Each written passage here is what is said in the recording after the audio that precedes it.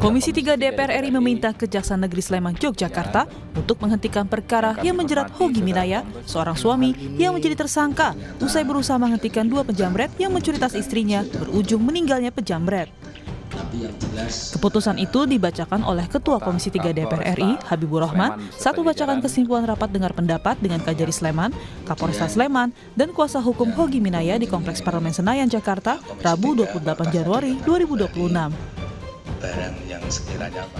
Sleman, Polresta Sleman dan Pak Kajari Sleman, kita menemui fakta yang telah amat jelas bahwa terhadap Pak Hogi ini tidak layak untuk ditetapkan sebagai tersangka dan terhadap peristiwa tersebut tidak layak untuk dinyatakan sebagai peristiwa pidana. Karena itu tadi kami membuat kesimpulan meminta agar perkara ini dihentikan. Jadi bukan RJ ya. Dalam rapat itu, anggota Komisi 3 DPR RI dari fraksi PDI Perjuangan Safarudin mencecar Kapolres Sleman Kombes Edi Setianto, Erning Wibowo terkait penanganan kasus Hogi Minaya. Safarudin menilai kasus Hogi bukan tindak pidana karena dalam hal membela diri. Kalau saya Kapolda, kamu masih Kapolda, Anda tidak bakalan sampai ke Komisi 3 dan saya sudah berhentikan Anda. Pasal 34 penjelasannya itu lebih rinci lagi di situ. Ada penjelasan pasal 34. Ini bukan tindak pidana. Kalau di KUHP Lamu overma, alasan pembenar bahwa orang itu membela diri. Membela diri, bukan undang-undang lalu lintas. Anda salah menerapkan hukum. Jaksa lagi P21 juga. Anda koordinasi yang nggak benar itu. Polres dengan kejaksaan. Anda koordinasi tapi salah. Pandangan serupa juga disampaikan anggota Komisi 3 DPR RI, Rikwanto, yang menilai perkara tersebut murni berawal dari tindak penjamretan bukan pelanggaran lalu lintas. Oleh karena itu, Rikwanto mendesak kasus ini segera dihentikan. Pak Ketua, bagi saya tidak ada kasus lalu lintas itu. Yang ada kasus penjamretan, terungkap, terbukti, tersangka meninggal dunia, kasus tutup. Saya minta kasus ini dihentikan. Tidak ada debat-debat kusir lagi di sini. Terima kasih, Pak Ketua. Atas kejadian ini, Kapolres Sleman Kombes Edi Setianto, Erning Wibowo menyampaikan permintaan maaf kepada Hogi Minaya yang ditetapkan sebagai tersangka karena mengejar pelaku jamret pada April 2025. Permintaan maaf disampaikan Edi dalam rapat dengar pendapat umum yang digelar Komisi 3 DPR. Edi menyampaikan awalnya ia ingin menerapkan kepastian hukum atas meninggalnya 2 pelaku jamret yang kecelakaan lalu lintas saat dikejar oleh Hogi. Kini ia mengaku pasal yang diterapkan kurang tepat. Apa yang dirasakan saudara Hogi itu sama sebenarnya yang kami rasakan, hanya kami pada saat itu hanya mau melihat kepastian hukum, namun rupanya penerapan pasalnya kami mungkin kurang tepat. Pada kesempatan ini kami mohon maaf kepada seluruh masyarakat Indonesia dan utamanya kepada Pak Yogi dan Ibu Arsita. Usai rapat bersama Komisi 3 DPR RI, Kepala Kejaksaan Negeri Sleman Bambang Yunianto menyatakan siap menjalankan kesimpulan rapat yang meminta perkara Hogi Minaya dihentikan demi hukum. Mengenai mekanismenya masih menunggu keputusan pimpinan. Pada intinya kami akan melaksanakan kesimpulan yang sudah disepakati bersama dalam kesempatan rapat siang ini tadi. Dan untuk mekanismenya kami akan segera menunggu petunjuk pimpinan. Kami akan segera melaporkan ini dan untuk mekanismenya nanti penghentiannya kita menunggu gitu secepatnya. Adapun Hogi saat ini berstatus sebagai tahanan kota. Sebelumnya, mediasi digelar Kejaksaan Negeri Sleman, Yogyakarta dengan menghadirkan keluarga korban dan keluarga pelaku jamret secara daring. Dalam mediasi ini, kedua pihak sepakat menyelesaikan masalah dengan restoratif justice. Tim Liputan, Kompas TV. Makanya ini tadi Saudara, Polres Sleman menetapkan Hogi Minaya, seorang suami, setelah berusaha menghentikan 2 penjamret yang mencuri tas istrinya di Sleman, Yogyakarta. Dan kasus ini pun jadi perhatian serius DPR RI. Lantas apa yang mesti diperhatikan agar kasus yang dialami Hogi Minaya ini tidak terulang kembali? Kami akan bahas bersama dengan sejumlah narasumber melalui sambungan daring. Sudah bergabung bersama kami ada anggota Komisi 3 DPR RI dari fraksi Partai Kebangkitan Bangsa, Hasbiallah Ilyas, dan juga Komisioner Kompolnas, Bung Hoirul Anam. Selamat pagi, Assalamualaikum Bapak-Bapak. Pagi, selamat pagi, sehat selalu. Ya, saya mau ke Pak Hasbiallah dulu. Saya mau ke Pak Hasbiallah dulu dari Komisi 3 DPR RI. Kemarin sudah melakukan mendengarkan keterangan dari Kajari, kemudian ada Kapolresta, termasuk juga Hogi Minaya. Apa yang menjadi dasar kemudian Komisi 3 DPR RI menyatakan kasus ini bukan tindak pidana dan tidak perlu ada restoratif justice atau semestinya dihentikan? Begini Mbak, memang semenjak KUHP yang baru kita tetapkan, ini memang kita lebih mengedepankan humanisme dan lebih mengedepankan kemanusiaan. Memang yang diterapkan oleh Kapolres Sulaiman ini salah. Tadi yang apa disampaikan oleh Pak Rikwanto, oleh sahabat saya, kolega saya di Komisi 3 itu jelas. Ini tidak perlu restoratif justice kalau memang karena penerapan pasalnya ini memang sudah salah dari awal. Anda bayangkan coba orang membela diri tapi yang dipakai pasal lalu lintas. Iya, ini yang undang-undang lalu lintas. Pasal lalu lintas ya. Seharusnya dia dengan pasal yang tadi kita sebut kita ketahui bersama cukup dengan pasal 34. Insya Allah ini terselesaikan. Ini karena tidak terselesaikannya berlarut-larutnya kasus ini karena tidak profesionalisme penyidik yang Kapolres Sleman. Termasuk juga koordinasi yang kemudian dikatakan oleh salah satu rekan Anda di Komisi 3 DPR RI dari Partai Demokrasi Indonesia Perjuangan, ada Pak Safarudin yang mengatakan bahwa memang sebenarnya memang tidak ada tindak pidana di sana dan tidak ada koordinasi yang baik antara kepolisian dan juga kejaksaan. Bahkan kejaksaan ini sudah menyatakan kasus ini bahkan P21. Nah, ini bagaimana kelanjutannya? Ya memang mungkin yang saya memang bukan hanya satu kasus saja yang seperti ini ya. Yang Komisi 3 pengaduan yang datang ke Komisi 3 ini sangat banyak. Kayak kemarin misalnya seorang guru, nah ini intinya adalah profesionalisme polisi,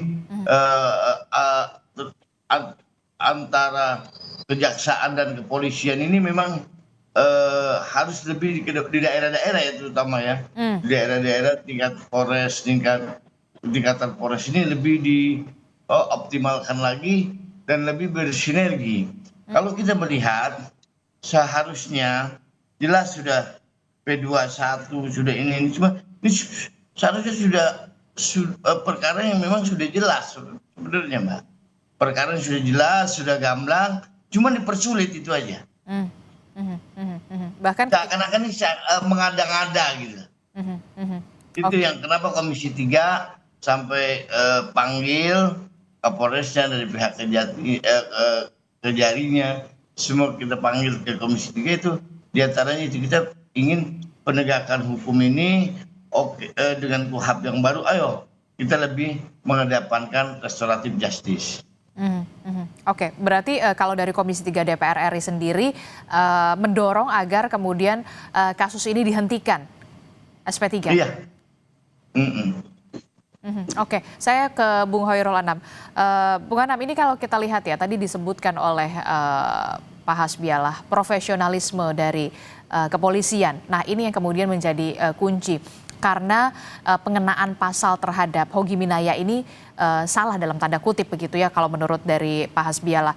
Anda melihat dari Kompolnas sendiri seperti apa? Apakah nanti akan ada pemanggilan terhadap Kapolresta ataupun penyidik yang kemudian menangani kasus ini? Kasus ini dari 2025. Kalau tidak viral mungkin tidak akan menjadi perhatian khusus dan mendapatkan perhatian khusus sampai ada bentuk kesalahan sampai P21. Iya, pertama-tama ini bukan hanya soal terkait kesalahan pasal, tapi ini memang problem perspektif yang harus kami ingatkan ke rekan-rekan kepolisian. Polisi itu kan dibekali tidak hanya ilmu hukum, tapi ilmu kriminologi, ilmu sosiologi, dan lain sebagainya. Ketika melihat kejahatan-kejahatan jalanan, ya toh, terus ada perlawanan di situ, ya, terus ada pembelaan diri di situ, lah kok ini dipandang sebagai sebuah kejahatan berikutnya, itu kan tidak bisa. Ayolah belajar.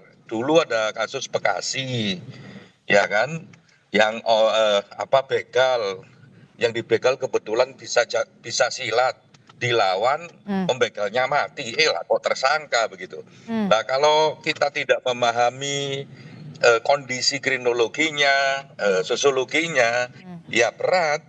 Polisi tidak akan pernah profesional gitu. Ini tidak hanya soal memenuhi unsur tidak memenuhi unsur, tapi ini lebih gedenya apakah ini peristiwa tidak. Saya setuju dengan rekan-rekan Komisi 3 yang mengatakan bahwa ini sebenarnya bukan peristiwa pidana, sehingga bukan soal penerapan pasal dan peristiwa pidananya.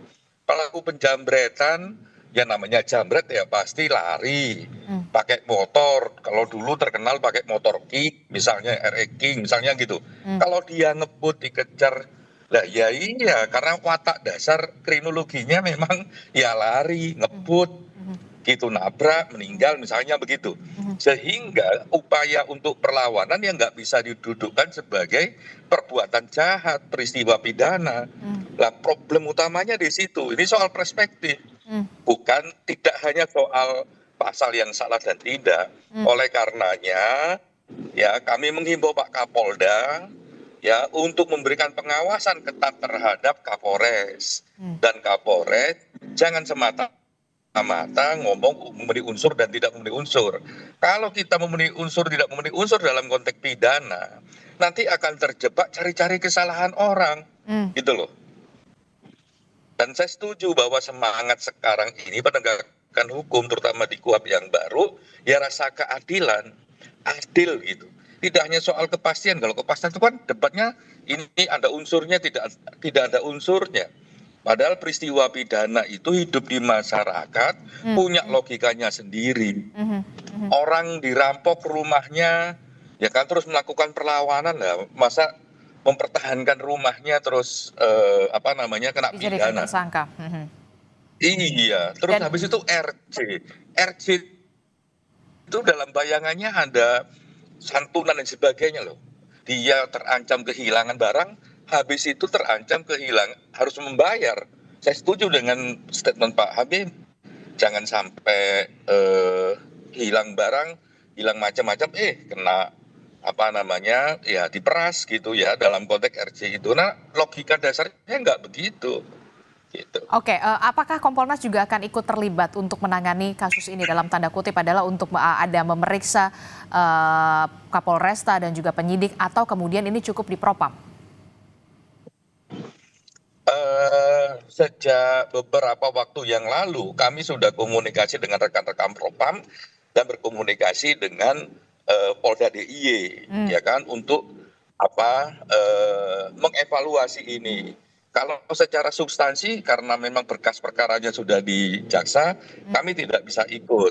Tapi secara kinerja profesionalitas dari kepolisian tetap kami bisa ikut.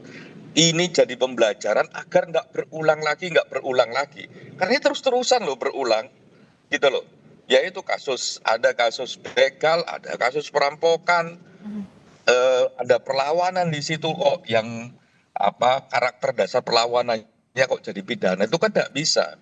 Padahal dalam berbagai konteks, dalam debat mendasar soal hukum pidana ya, itu perlawanan terhadap kejahatan itu bisa dimaknai sebagai kontribusi pencegahan kejahatan itu sendiri.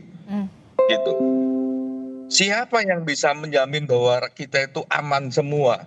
Ya, misalnya dengan jumlah polisi yang terbatas misalnya, karena jumlah rasionya masih terbatas, dengan jumlah polisi yang terbatas. Kalau bukan masyarakat sendiri, kalau bukan kontribusi dari masyarakat sendiri, Kedua, apakah kecepatan polisi menyelesaikan masalah di saat peristiwa terjadi?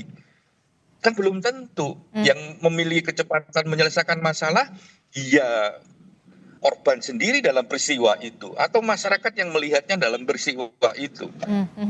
Akhirnya ini harus dilihat sebagai kontribusi, bukan sebagai kejahatan. Oke, karena memang kalau dari karakter kayak gini itu berbeda dengan penghakiman massa lain, gitu. Ini karakternya berbeda. Peristiwa Hoki berbeda dengan penghakiman massa. Kalau penghakiman massa ya nggak boleh, ya kan, pelaku kejahatan ditangkap terus dipukulin gitu ya nggak boleh.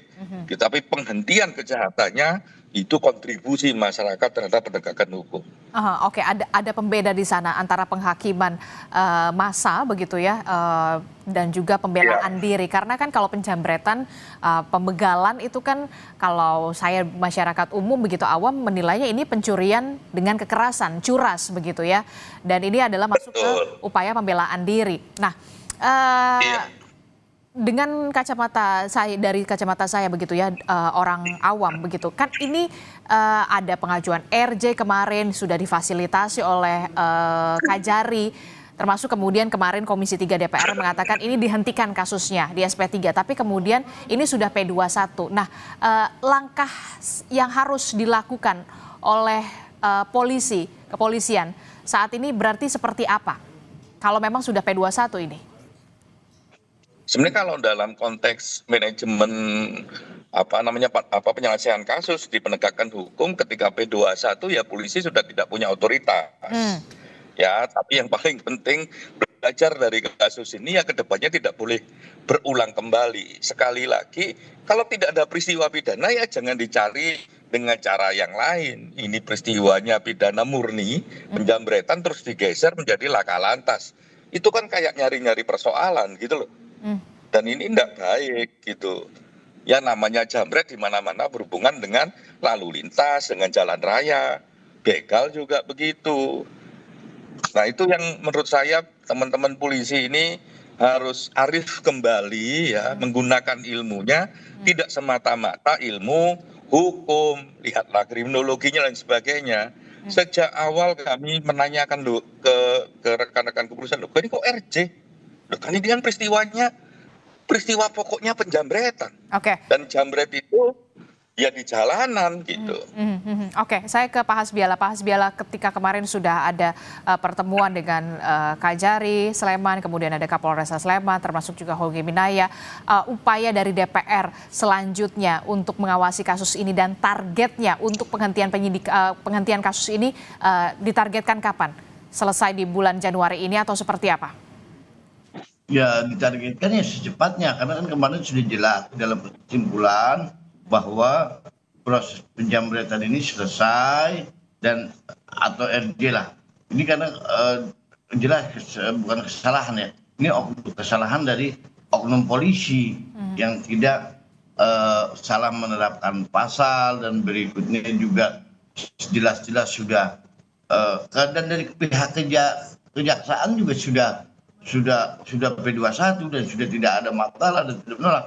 Tidak perlu RJ juga tidak ada masalah sebenarnya, dan kasus ini harus dihentikan dan pasti tidak akan diterima oleh kejaksaan. Oke. Dan dalam waktu ya jangan sampai berlarut ya. Minggu ini saya yakin sudah selesai. Minggu ini selesai. Ditargetkan minggu ini akan selesai begitu ya untuk kasus ini. Terakhir saya ingin ke Kompolnas. Apa yang kemudian perlu diperhatikan menjadi bahan evaluasi juga di internal Polri terkait dengan kasus ini? Jangan sampai kemudian kasus-kasus semacam ini, hogi-hogi semacam ini masih ada kembali begitu di kedepannya.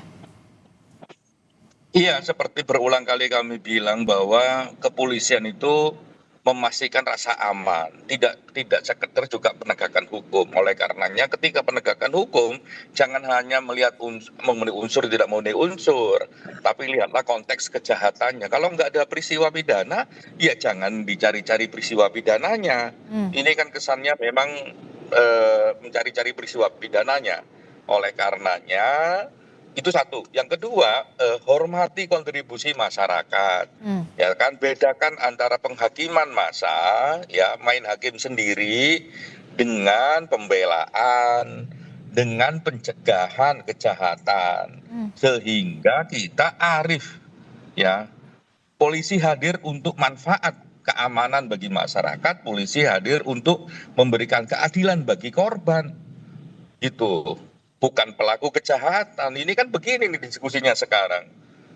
Nah, dan juga tidak ada orang yang ketakutan kembali untuk memastikan harta bendanya, kehormatannya ketika mengalami kejahatan dan ketika dia melakukan pembelaan. Karena itu penting sekali. Kalau masyarakat takut melakukan pembelaan, mempertahankan harkat martabatnya dalam konteks pidana, wah, kejahatan akan merajalela. Padahal kita punya rasio polisi masih kurang. Ya toh, alat-alat juga masih belum maksimal, gitu loh. Hormati kontribusi masyarakat. Kalau perlu orang-orang yang berkontribusi melakukan pencegahan kejahatan itu ya dikasih apresiasi, gitu loh. Okay. Nah, kalau misalnya yang melakukan kejahatan itu residivis terus dilawan, kan bagus itu. Atau DPO, kan ini juga bagus kontribusinya.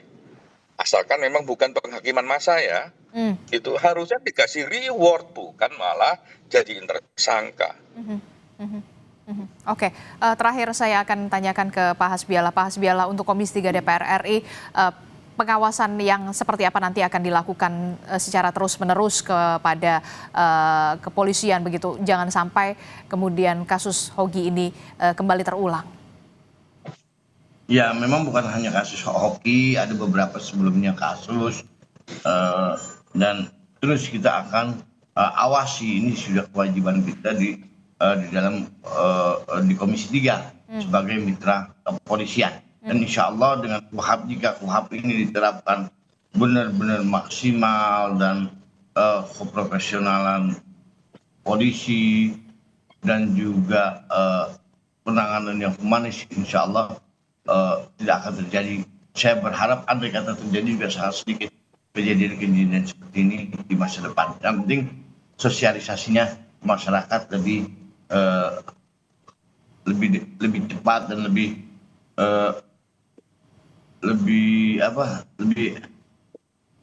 gerak lagi lah polisi dan seperti ini. Oke, baik, terima kasih anggota Komisi 3 DPR RI dari fraksi Partai Kebangkitan Bangsa, Hasbiala Ilyas, telah bergabung bersama kami, dan juga ada Komisioner Kompolnas Bung Hoirul Anam juga sudah bergabung bersama kami. Sehat selalu Bapak-bapak, Assalamualaikum, selamat pagi. Selamat pagi. Salam sehat selalu.